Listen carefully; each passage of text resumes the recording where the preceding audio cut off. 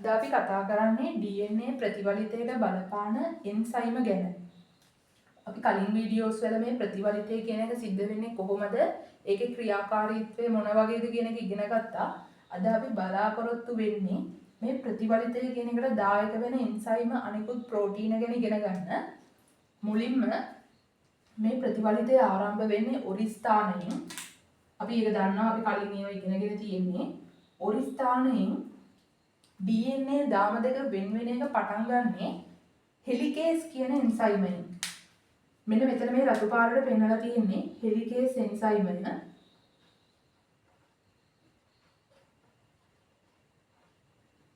හෙලිකේස් එන්සයිමය ඇවිල්ලා කරන්නේ DNA දාමයේ hydrogen බන්ධන වලින් බැඳිලා තියෙන දාම දෙක වෙන් කරන එක. එයා එහෙම වෙන් කරන්න මෙතන විශේෂයෙන් වැදගත් වෙන කරුණක් තියෙනවා. ATP ශක්තිය පාවිච්චි කරනවා.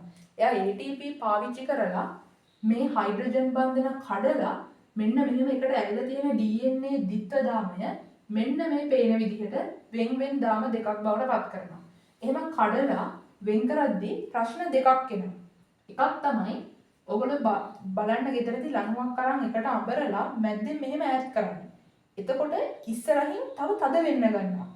හෙලිකේස් ඇවිල්ලා DNA ද්විත්ව දාමයේ හයිඩ්‍රජන් බන්ධන කඩලා මෙහෙම වෙන් කරද්දී එන එක ප්‍රශ්නයක් තමයි ඉස්සරහින් තද වෙන්න ගන්න එක. අනිත් ප්‍රශ්නේ තමයි මෙයා මෙහෙම අමාරුවෙන් ATP ශක්තිය වැය කරලා කඩලා තනි දාම බවට පත් කරන DNA දාම එහෙම තනියෙන් ඉන්න කැමති නැහැ. ඒගොල්ලෝ නිතරම කැමති ද්විත්ව දාමයක් විදිහට හයිඩ්‍රජන් බන්ධන වලින් බැඳිලා ඉන්න. හෙලිකේස් මෙහෙම වෙන් කරන් යනකොට DNA දාම ආයෙ එකතු වුණොත් හෙලිකේස් කරන වැඩේ වැඩක් නැහැ. මොකද DNA අලුතෙන් ඩිऑක්සිරයිබෝනියුක්ලියෝටයිඩ් එකතු වෙලා අලුතෙන් දාමයක් සංශ්ලේෂණය කරගන්න නම් තනියෙන් ඉන්න ඕනේ.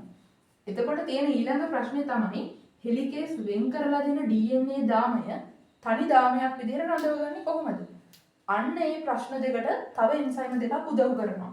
මුලින්ම එන ප්‍රශ්නේ හෙලිකේස් හයිඩ්‍රජන් බන්ධන කඩලා තනි දාමයක් බවට පත් කරනකොට මැද්දෙන් ඈඩ් කරනකොට ඉස්සරහින් ඇඹරෙන්න ගන්නවා.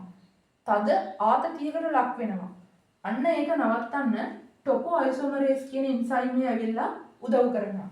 එයාලා ඇවිල්ලා කරන්නේ මේ ඉස්සරහින් තදට ඇඹරිලා තද ආතතියකට ලක් වෙන DNA දාමය කපලා ඒ කපපු තැනින් ඒ ආතතිය රිලීස් වෙන්න ඉඩ දීලා ආය එයා ඒ දාමය එකතු කරනවා.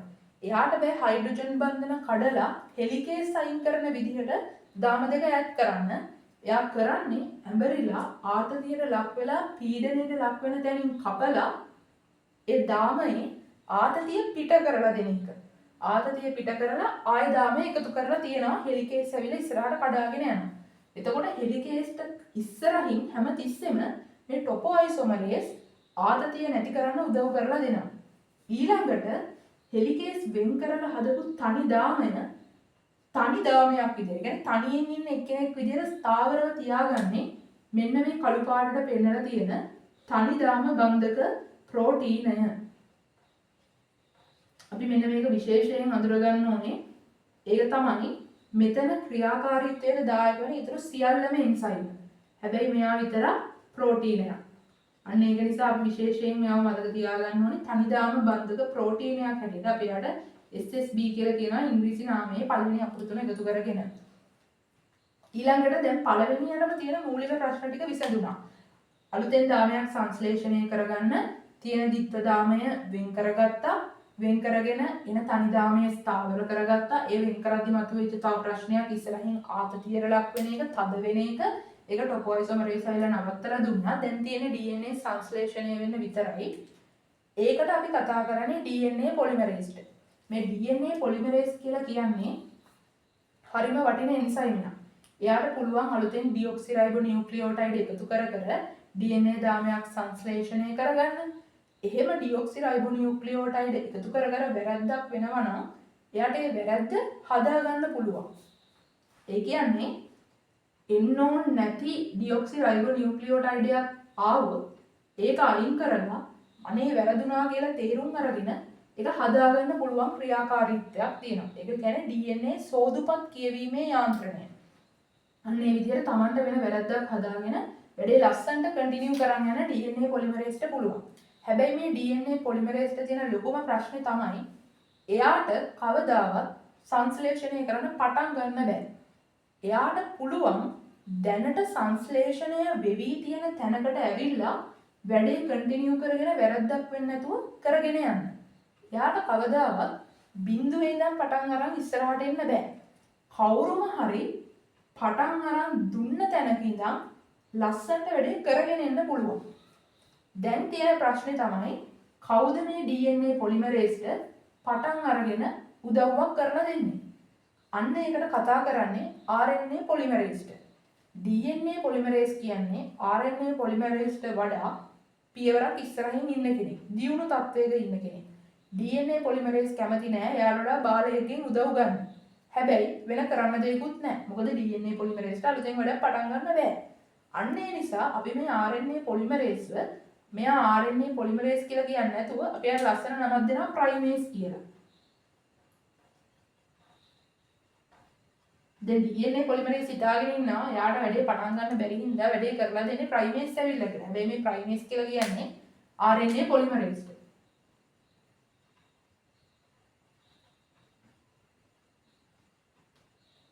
දැන් මේ RNA පොලිමරේස් ඇවිල්ලා 3' ගාවින් පටන් ගන්නවා. අපි දන්නවා හැමතිස්සෙම වැඩේ පටන් ගන්න 3' ගාවින් පටන් ගන්න 3' ගාවින් කියලා කියන්නේ වදින්නේ ඇවිල්ලා 5ක්. අපි ඒව කලින් කතා කරා.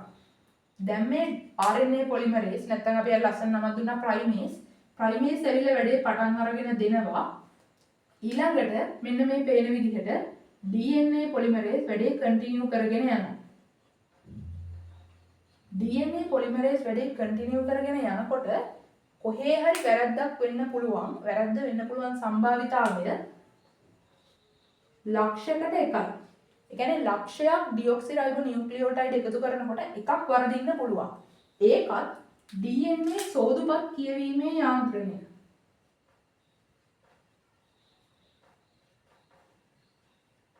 සෝදුපත් කියවීම මගින් ඒක හදාගන්න පුළුවන්. ඒ කියන්නේ මේ වෙන එක වැරද්ද අඳුර ගන්න පුළුවන්. මෙතන වැරද්දක් වුණා කියලා අඳුරගත්තට පස්සේ ඒක නිවැරදි කරගන්න පුළුවන් බහිෂ් නියුක්ලියස් ක්‍රියාකාරීත්වය. ඒ නිසා හදිස්සියවත් වැරද්දක් වෙන සම්භාවිතාව බිලියනයකට එකක් දක්වා අඩු වෙනවා. ඒ කියන්නේ මිනිස්සෙක්ගේ ජීවියෙක්ගේ ඇතුලේ ඩිऑක්සිරයිබෝ නියුක්ලියෝටයිඩ් එකතු කිරීමක් වරදිනවා නම් වරදින්නේ එකතු කරන ඩිऑක්සිරයිබෝ නියුක්ලියෝටයිඩ් බිලියනයකට එකක් වරදින්න පුළුවන්. අන්න ඒක එන්නේ දක්වා අඩු කරලා දින්නේ මේ DNA පොලිමරේස්ගේ හැකියාවෙන් සෝදුපත් කියවීමේ යාන්ත්‍රණය පාවිච්චි කරලා. දැන් මේ DNA පොලිමරේස් වැරද්දක් වෙන්නේ නැතුව වැරද්දක් වුණා හදාගෙන ඉස්සරහට සංශ්ලේෂණය කරගෙන යනවා. ඊට පස්සේ එයාට වැඩේ පටන් ගන්න බැරි වුණානේ ස්වාධීනව. එයා ප්‍රයිමේස්ගේ උදව් ගත්තානේ.